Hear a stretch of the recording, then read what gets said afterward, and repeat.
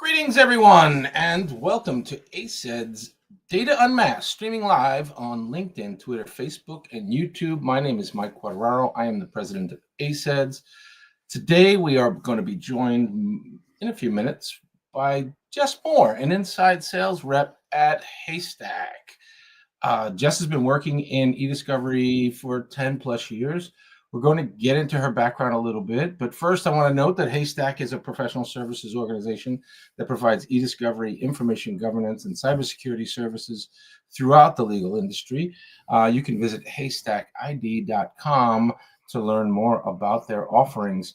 Haystack is also a valued partner of ACEDS, and we like to showcase through their people what's going on in our industry for the benefit of our members.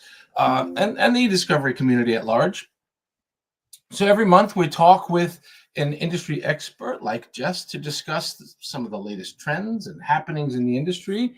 And okay, let's get into it. Jess, thank you so much for making time for us today.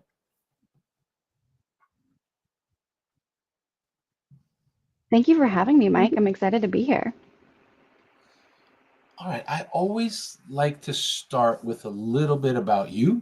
So tell us a little bit about yourself, your career journey, how you found your way to work in this industry we call e-discovery. And yeah, let's get into it.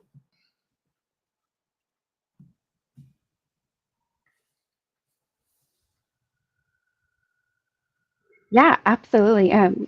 I kind of fell into it, as from what I hear is the way most people get into this lovely e-discovery journey. I was working 3 jobs not related to e-discovery at all. I was working as a dog trainer at a pet store and at a knitting store. And I was teaching some knitting classes, got to know some of the ladies that come in there really well.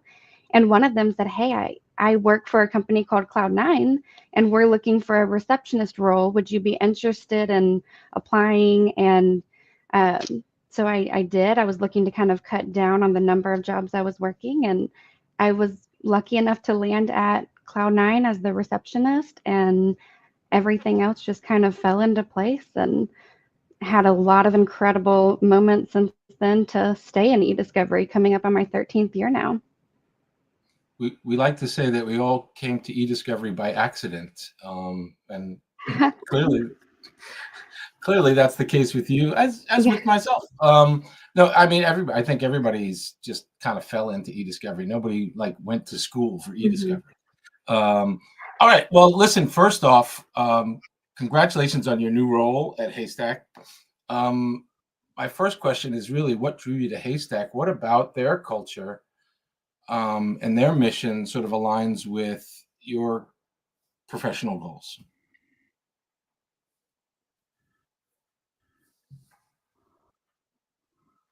Absolutely. I was looking for a challenge, looking for something new, and I had several people that I already knew at Haystack, and I admired them and their career and the journey that they had been on. So I got to kind of talk to them offline a little bit more one-on-one and get to know about the culture of Haystack, and seeing the way that everybody interacted with each other, and seeing what they're doing with technology and how they're creating solutions that really are making a difference in our industry. It's so easy to be passionate about that, and it drew me to Haystack ID and really getting to know the people that are there, and just happy to be a part of this team. So in your role, as I understand it, you focus on building strong client relationships, sometimes in some frankly Mhm. challenging situations.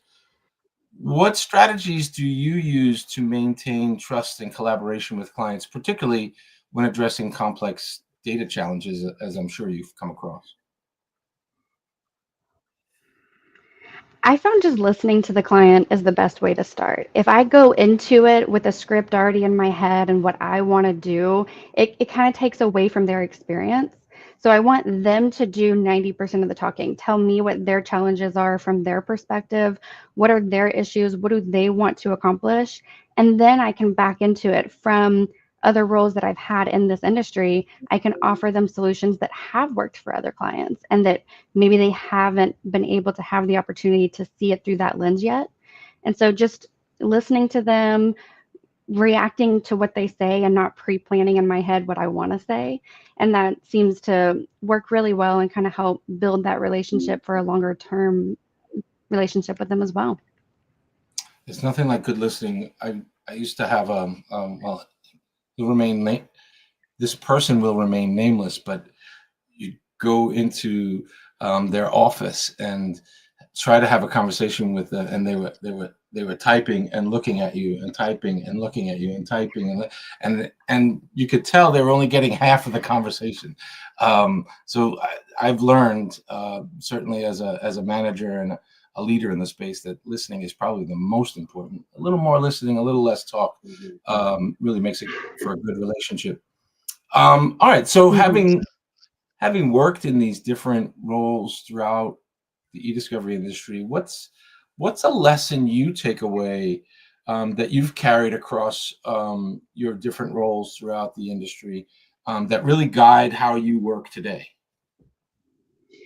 Empathy. I mean, understanding the importance of every single person's perspective in that position. Because even if we're all working towards the same goal, we all have different challenges in our positions, right?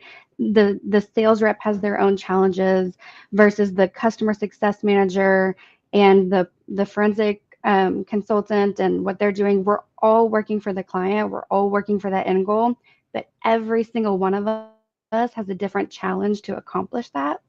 And if you're only looking at this is my challenge, this is my issue, this is what I have to do, you're going to frustrate a lot of people and you're not going to be as collaborative as you can be. And then at the end of the day, there's going to come a time where you will probably need them to help you with something. And if you've been able to help them and to stay open-minded and flexible, it's going to be a huge difference when you need them for help as well. Yeah, I couldn't agree more. But is there a defining moment that really kind of shaped how you approach challenges you encounter in the e-discovery space?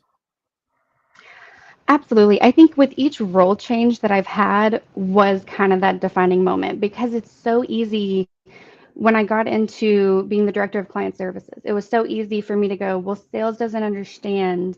I have to meet this client's deadlines. Or, Mm. the technicians who are processing the data, they don't understand. The client is asking me, where is it? Where is it? And it was really easy to go, okay, I have to respond to this client and they want it in, 10 minutes. They wanted it probably within 1 minute. But then when I had the opportunity to step into those other shoes and I was the one processing the data, all of a sudden it's, well, I can't make this data go any faster. You don't understand. I'm using every resource I have. And when I stepped into sales, it was the same thing. I'm going to tell my client this, and this is what we're going to do, and we'll figure out a way to make it work. So I think the defining moment was having to be forced into each of those roles that I didn't understand until I was in it. Yeah, and for me, it was many, many years ago, decades ago, frankly, that a technician sat down and explained to me how a load file works. And then it all began to make sense. I understood Mm-hmm. what was happening when we were loading data. And it just, that was my aha moment, and really got me interested in e-discovery. And I'm afraid to say that was 30 years ago, but it's been an interesting journey since. So as an emerging, let me ask you, as an emerging leader in our space, how do you ensure consistent growth? And do you have a recent example of a new skill? We're all learning, but do you have a recent example Mm-hmm. of a new skill or some insight that you've gained working in our space? I think it's just about staying curious. Every single person that you work with in this industry is an expert in something, and they're an expert in something that you are not. And so listening to what they're saying, and one of the biggest skills that I have actually learned that was hard for me was asking questions, because I was afraid if I asked a question, it would make it look like I don't know what I'm talking about. I'm supposed to be at a certain level. I'm supposed to have a certain knowledge. And if I asked those questions, would it reflect poorly on me? And there were several missed opportunities there. There were times I could have asked a question, and I guarantee you it would have benefited me immensely, and I didn't. So, learning to ask those questions, not being afraid of not knowing the answer, um, just being curious and showing genuine interest. I mean, don't sit there and ask a bunch of questions about something you don't care about, but if you're genuinely interested, they're going to feel that. And who doesn't want to share the knowledge that they've spent 13 years or 30 years gaining? You want to pass that along. Mm. It's a perfect segue to my next question, which is about mentorship, because I'm absolutely certain that you've worked with some really talented folks over the years. How has mentorship shaped your professional journey? And do you have any aims in your mind on how you might pay it forward? Absolutely. Listen, I was really lucky. I started at Cloud9, which is a smaller e-discovery company, but the people that were there were so well known in the industry, had an abundance of knowledge, and were already really established in their careers. And they actually took the time to take on the new girl, like the receptionist that knows nothing about e-discovery. You have people like Doug Austin coming in and answering my questions and reaching out to me and introducing me to other really well-known people in the industry, some of which at HaystackID I'm over here. So there's no way I would be at HaystackID or anywhere near where I'm at now without the mentors and without the people taking the time to nurture me. If I can give any of that back, I want to, because I've made a lot of mistakes in what I would say in my career, because this is my 13th year, and I would say one of the things that I want to pass on is finding a network. For the first 10 years, I didn't network, I didn't go to events, join any groups. I just focused on my job and getting that done. And then recently I've joined the Women in E-Discovery, and I'm on the board there. And so just networking, paying it forward, answering questions, and being willing to talk to anybody about your journey. Yeah, it's so important. And it's frankly part of the reason I went into teaching. It's so rewarding to see someone who started, let's just call it a clean canvas, and then over the course of, say 5-10 years, you see how they are able to paint that canvas in ways that you probably didn't imagine, when they first got started. So thanks for sharing that. What's exciting to you about e-discovery nowadays? What's exciting, and how do you see that sort of shaping the industry over the next couple of years? I like modern data. So the last several years, I've been focusing on, Cloud9 had kind of coined as modern data, and I see it so much at HaystackID and where they're going. Think about, especially post-COVID, offices are closed, everybody's remote working, you're not only sending emails anymore. I can't tell you how many times I got an email from a client and I sent a Teams message to a coworker, and then they text me back about that, right? So now we're communicating about one project on 3 different platforms, and that's every day. So the way that all of the modern data and technology is just growing out of control, and how do we defensively collect it? How do we preserve it? How do we do it targeted? Because a lot of people have a personal and business phone that are the same, right? And they don't necessarily want to hand over their phone. So how do you do it remotely? And once you're able to get all of that, how do you review it in a way that makes sense and gets you the information you need? So I love the modern data side. I think it's only going to grow.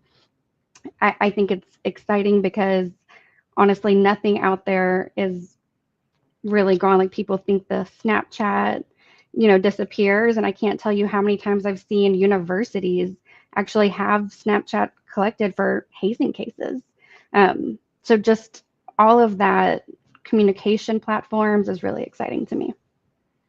Wait till somebody asks for discovery of like something related to a prompt made to a large language model. That's the one I'm waiting for. That should Yeah, be. absolutely.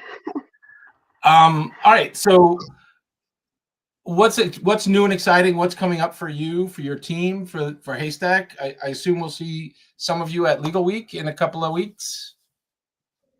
Yes, absolutely. We have a very large team going to Legal Week, a lot of resources going. We do have some exciting announcements that will be happening there, so I can't say them yet, Okay. but really exciting things there. We can't wait to meet with some of our customers. I will say just keep an eye on, what we're doing with some of those forensic collections as well, and can't wait to see everybody over there and get faces to the names of all these new and exciting people that I'm getting to work with as well. It'll be my first time meeting quite a few of them. Okay, awesome. So how should listeners get in touch if they're interested in reach out to you? Sure, you can find me on LinkedIn or you can email me at jmoore@HaystackID.com. Awesome. Jess, thanks so much for making time for us today. Appreciate the conversation. Thank you. Um, and listen, everybody, if you are interested in our short form interviews like this one, you can find Data Unmasked and our We Are ACEDS series on your LinkedIn, Twitter, Facebook feeds, or check out the ACEDS YouTube channel where you can watch previous interviews. Jess, thanks for joining us today. Thank you, everyone, for joining us today. And as always, be kind to one another.